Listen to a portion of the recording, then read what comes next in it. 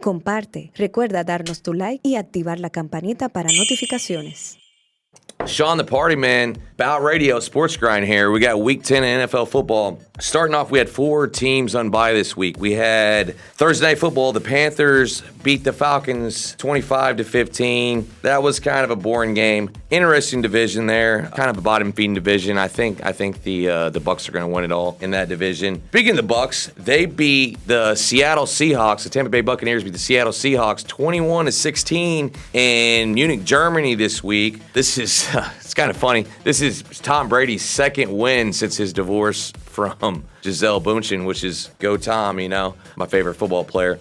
Moving on from that, we have the Detroit Lions beating the Bears 31-30 in a pretty good game. If you don't have Justin Fields in your fantasy team, go pick him up next year. Probably not going to get him this year unless you get him in a trade. He had 167 yards passing, 2 touchdowns, 147 yards rushing, and also 2 touchdowns rushing, which is, the math, probably 30-something points in fantasy. If you didn't win your league this week and you had Fields, something went wrong because he's a beast. Get him next year. I'm getting him next year. You don't have him, not going to be a good time. The Dolphins beat the Browns 39-17. Nothing much there, kind of a blowout. We had the Titans over the Broncos 17-10. Sorry about that, Andre. I know that's your team, but Russell Wilson's $300 million contract is not really working out this year. Okay, this is the game of the year so far. And if you know football, you know what I'm talking about. The Vikings of Minnesota beat the Bills of Buffalo 33-30. What happened in this one was the game went to overtime, which never, ever, ever, ever should have happened. The Bills were up 24-10 at half. Basically, the Vikings come back in the second half. You think the game's over. They stop them at the goal line. They stop the Vikings. The Bills defense stopped the Vikings at the goal line. Turn the ball over. Josh Allen gets the ball back and almost butt fumbles like the old Jets. He literally has a mishandle the snap. The Vikings fall on it for a touchdown in the end zone. Unbelievable. It doesn't end there. They go up. The Bills get the ball back, drive the ball down the field, kick a field goal to send it into overtime. So if you know the rules of the NFL overtime, if you score a touchdown, it's over. Score a field goal, you give the other chance to tie the game or score the game. So the Vikings win the toss. They go down, they score a field goal. Josh Allen gets the ball back, drives the ball down the field. What's he do? Throws an interception. Vikings win 33-30. Probably the game of the year. If you watch that and you had the over on the points, you won a lot of money. Fucking fantastic. Next up, we have the Giants beating the Texans, a bottom-feeding team. Houston Texans, 24-16. Giants, a pretty good NFC East team. Then from there, we had the Chiefs, 27-17 over the Jags. The Chiefs is probably one of the best teams in football. Patrick Mahomes, unbelievable, the best quarterback. I say it every week. I'm going to say it until he breaks his leg or something because the guy's a $500 million man. He's the best in football. But if you had Christian Kirk on your fantasy team like I did, he went off for 9 catches, 105, and 2 TDs. Glad I had him because I won the week. We had the Steelers beat the New Orleans Saints 20-10, which both kind of rebuilding teams. Not much going on there. The Colts go ahead of the Raiders 25-10. Also 2 bottom teams. I don't really like talking about bottom teams because nobody cares. If your team's out of the playoffs, we're in the playoff hunt now. They kind of suck. I'm only going to talk about them if it's fantasy involved in that. Moving on from there, we had the Cardinals. This is a division matchup. They beat the Rams 27-17. Actually, Colt McCoy beat the Rams. Backup quarterback for Kyler Murray, backup for the Rams because Matt Stafford was also hurt. They beat them 27-17 in a divisional matchup. So this is the one I'm going to talk about here. Here's next. We have the Packers and the Cowboys. So my buddy Shawn Weezy, who I got on the show here today, I hate to say it, but your Cowboys kind of always struggle against Aaron Rodgers, who's having his worst year yet. They lost in overtime to the Packers, 31-28. Green Bay Packers beat the Dallas Cowboys, 31-28. This is Christian Watson, who they drafted early. I think they drafted him in the second round. He had 4 catches for 107 yards and 3 TDs, which is unbelievable because only his other catch wasn't a touchdown. He's the one that burned you guys. He's the one that beat you. Aaron Rodgers unfortunately beat you because he's Aaron Rodgers. Even though he's having a sorry year, still Aaron Rodgers. But if you had CeeDee Lamb on your team, 11 catches, 150 yards, 2 TDs. Guys killing it. Cowboys are a really good team. I don't think the Packers are doing much. I think that's an anomaly here. They'll probably do better next week. Moving on. The 49ers, who I think is an actual underrated team, they beat the Chargers 22-16. Good things to come. You know, the 49ers have a really good coach at Kyle Shanahan. I think they'll be pretty good in the NFC this year. Finishing it out. Going on from that, the Camaro. Didn't really see this one coming. I'm not sure a lot of you guys did. The Washington Commanders beat the Eagles 32-21. How did they beat them? They controlled the clock. They ran the ball 49 times. Is that how you beat the Eagles? I don't know. It worked this game. The Eagles are a good team. Obviously, if you're 8-0, now you're 8-1. You're still a great team, but it's any given Thursday, Sunday, or Monday, like I always say. They beat them with the backup Tyler Haneke, who every game that he starts and he wins like $150,000. So you know what he did after this? He bought his whole offensive line Nike Jordan shoes like he does the last couple of weeks. Who knows what he's going to buy him next week if he wins? Remember what I was talking about earlier? I was talking about my friend Shawn from Arkansas. We're going to get in and talk to him with some questions. The big Cowboys fan from Jonesboro, Arkansas. Let me get him on the phone right now. Yo, Shawn, my boy. So let me ask you a question. If Andrew Tate and Jake Paul were to sign the contracts in box today, who would win and why? Thanks for having me on the show again. I love the content. Love what you guys bring to the table.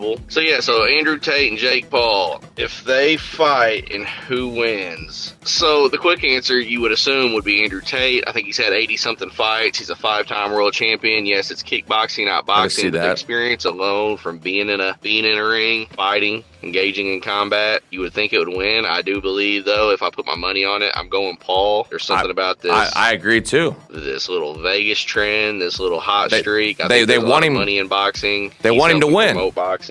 I just don't think he loses just yet. I don't think he takes a fight where he takes a loss. No, I agree. That's why. That's why they did that. Definitely a win for Jake Paul. Though realistically, there's just experience. Yes, it's kickboxing. I just don't see how a guy that's been boxing for 4 or 5 years beats a 5-time world champion in kickboxing. 35 years old? He should have. He's also 10 years younger. Stamina to go. I'm sure he's getting in shape now. So yeah, I think it'll be a good fight. But again, I think Paul takes the W once again. So that's my thought on that. I agree with all those valid points there because Jake Paul isn't just gonna sign a contract, some guy like, let's say, Canelo, then it can actually box because then he get his ass whooped. It doesn't matter how old Canelo is. Jake Paul's very smart in this. He's fighting a kickboxer, but Jake is 10 years younger. He actually has some heat, and they're smart. They want to keep this going because in my opinion, boxing is kind of dead. It's not what it used to be. So they want to keep this thing rolling. I agree with you, Weeze, 1,000%. Don't know a lot about Tate, but I just, with Paul's power and Tate's age and kickboxing,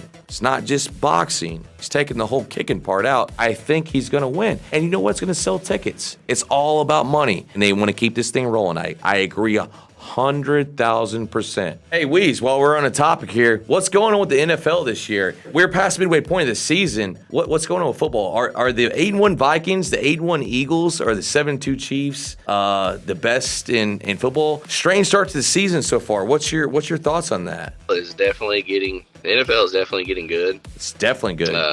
We're past the halfway point. Halfway. Right now, you're looking at these later teams. Injuries are popping up. Some of these injuries, better teams tired. Injuries. You wonder how they're going to handle that. So you got the Vikings, 8-1, Eagles, 8-1, the 7-2 Chiefs. If I'm picking one of those three for the better teams for the top dog in the NFL, I'm going the Chiefs. Hell yeah, I'm going Chiefs. Anytime you can ride, Patrick Mahomes. I agree. Patrick Mahomes, best football Kirk quarterback. Cousins and Jalen Hurts, although both teams have been great. Absolutely. When the guy that gets it done, it's Patrick Mahomes time and time again. He does it. Patrick Mahomes always gets it done. He's going there again. Tyreek Hill, which is unbelievable. I agree. No running game. Chiefs don't have much of a running game. Their defense is suspect, especially their secondary, and he still finds a way to win. Always. Especially, I think, late in the year when the playoffs start. He just is getting started, it seems like. So I think the Chiefs are the best team in the league. I think the Bills are...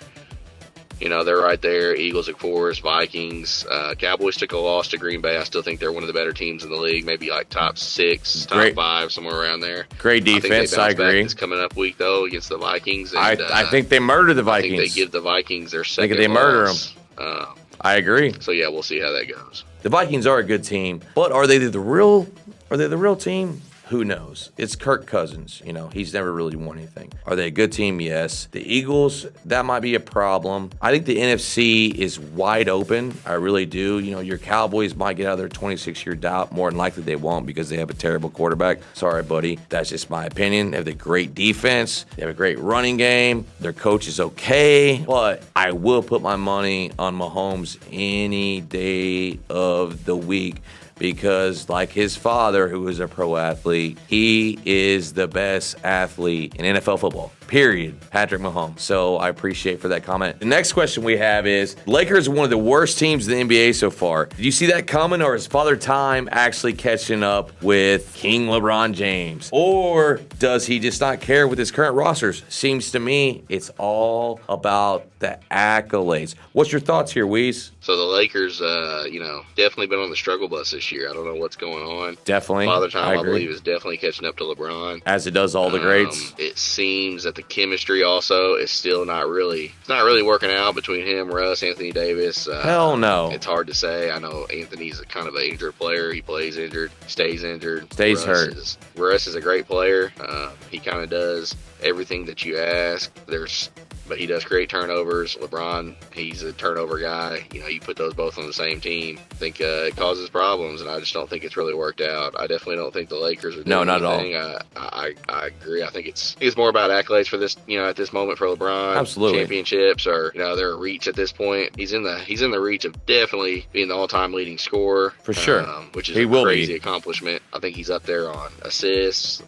It's most definitely about accolades at this point. He knows that the ring argument is really no longer an argument. He's not going to get that. So he's not going to get the ring. That with accolades, assists, steals, points. The points he'll definitely get. Shot of kind of continuing the debate. The most true basketball goers, they know it's MJ, Kobe, and I agree. Bird even. And I really don't give a shit who you pull after that. But I agree. Yeah, man, that's my opinion on the Lakers. Thanks for having me. I love the podcast. I love the grind.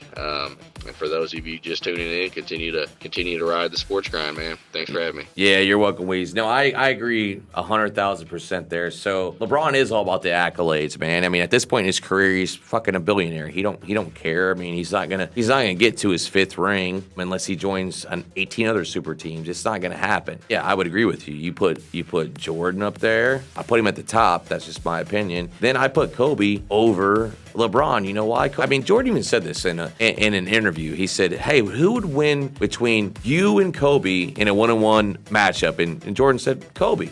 You know why? He stole all my moves. He knows what I'm going to do next. LeBron is, he's kind of over it.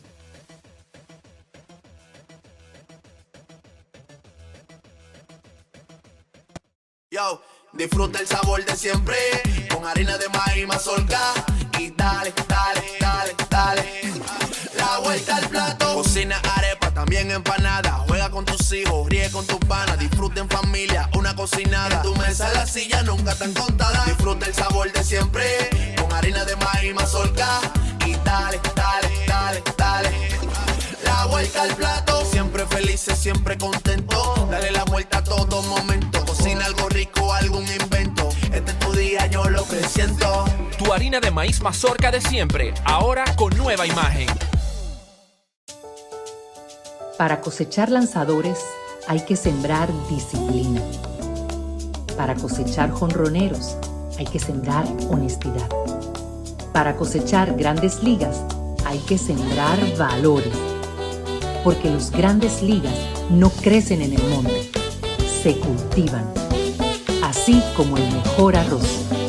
Arroz La Garza, patrocinadores de nuestros próximos grandes ligas. Ahora vamos a hidratarnos con agua cristal en su nueva presentación de Tetra Pak. Agua cristal, menos plástico, más vida. Comparte, recuerda darnos tu like y activar la campanita para notificaciones.